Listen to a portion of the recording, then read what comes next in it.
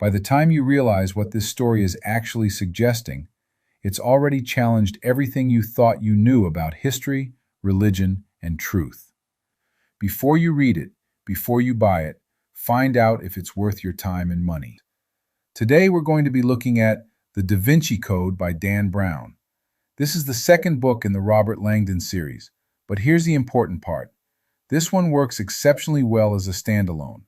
You don't need to read the first book, Angels and Demons, to fully understand or appreciate what's happening here. The story introduces its characters, its stakes, and its world in a way that's completely accessible. If anything, this book feels like its own complete experience, tight, self-contained, and designed to pull you in immediately. Now, beyond just being a best-selling novel, The Da Vinci Code had a massive impact on popular culture. This wasn't just a book people read, it was a book people debated.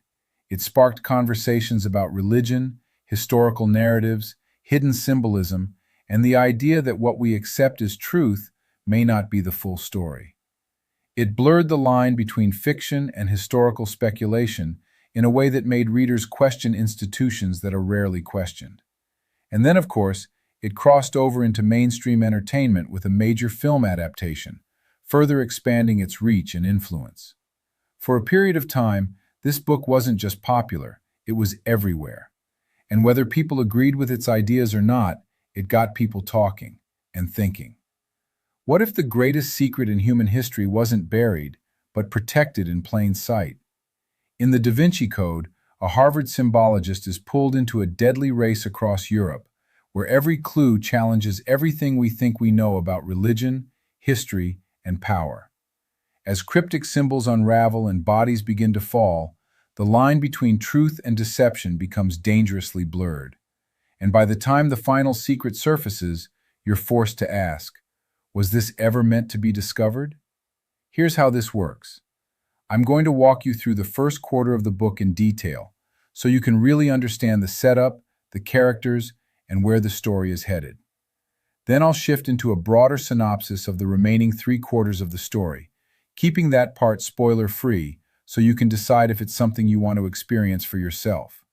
So the story takes place primarily across Europe, starting in Paris, inside one of the most famous museums in the world, and then expanding outward into a fast-moving chase across multiple locations.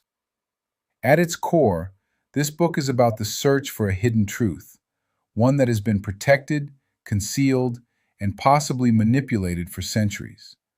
And the situation the characters are dealing with is essentially this. A brutal murder has occurred, and the clues left behind suggest that this wasn't just a random act of violence.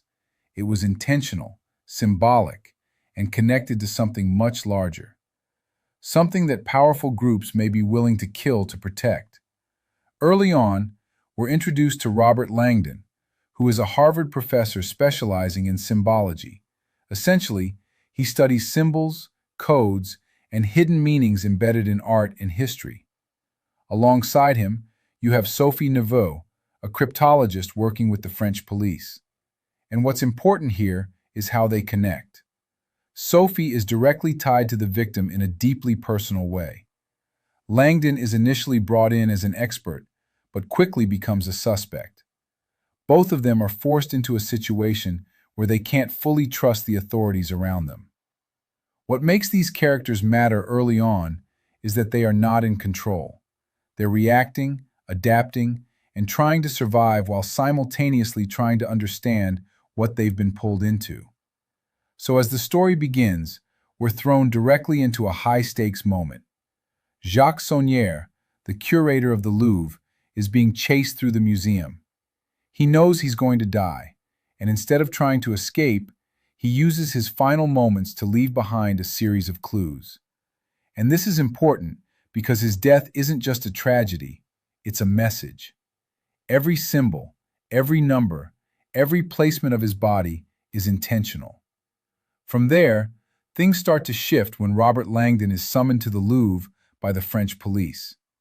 He believes he's there to help interpret the symbols left behind, but very quickly, he realizes that he's actually the prime suspect. What the author is doing here is immediately destabilizing the situation.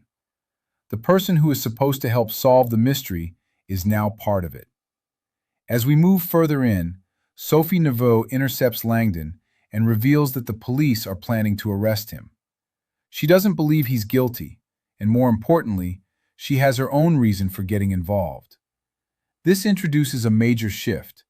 Now both Langdon and Sophie are on the run, trying to decode the clues left behind by Saunière while also evading capture. And at this point, you start to see the larger pattern emerge. The clues are not random. They point towards something hidden, something tied to religious history, secret societies, and long-standing institutions. As they begin decoding the messages, they uncover references to historical figures, artwork, and coded sequences that suggest Saunière was protecting a secret of enormous significance. What's happening here is a layering effect. You're not just following a chase, you're following a puzzle. And each piece of the puzzle deepens the stakes. At one point, they discover that the clues lead them to a hidden key, literally and figuratively, that opens the door to the next stage of the mystery. This introduces both tension and momentum, because now it's clear they're not the only ones looking for this. There are other forces involved, organized, deliberate, and dangerous. And as the first quarter progresses, the pace accelerates. Each location they visit reveals another layer. Each symbol decoded brings them closer to understanding what Saunière was trying to protect. But at the same time, the danger escalates. They're being pursued, they're being tracked, and they're starting to realize that this isn't just about solving a murder, it's about uncovering something that certain groups would do anything to keep hidden. By the end of this section, the direction of the story is clear. This is a race. Not just against time, but against powerful forces who are already several steps ahead. From this point forward, I'm not going to get into any spoilers, but I will give you a clear sense of where the story goes and what it explores. From here, the story expands into a full-scale international pursuit. The conflicts become more centered around control of information. Who has it, who wants it, and who is willing to destroy others to keep it hidden. The tone shifts towards something more intense and layered. What begins as a mystery becomes something closer to a philosophical and historical confrontation. And overall, the book starts exploring ideas like the reliability of historical narratives, the power structures behind organized religion, the idea that truth can be hidden in plain sight through symbolism and art. At a deeper level, this story really leans into themes of identity, belief, and the human need for meaning. Without getting into specifics, the trajectory of the story continues to build toward a major revelation, one that forces both the characters and the reader to reconsider what they believe to be true.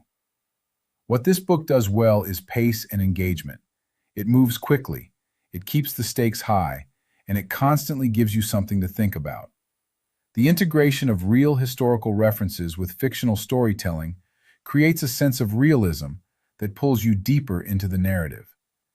Where it may not work for everyone is in its speculative nature. Some readers may find the historical interpretations controversial or difficult to accept. But for me, this pacing worked extremely well, and more importantly, the ideas embedded within that pacing are what made the experience so impactful.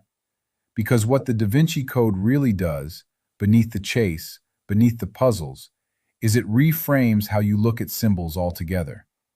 It pushes you to realize that symbols are not static. They are not fixed in meaning.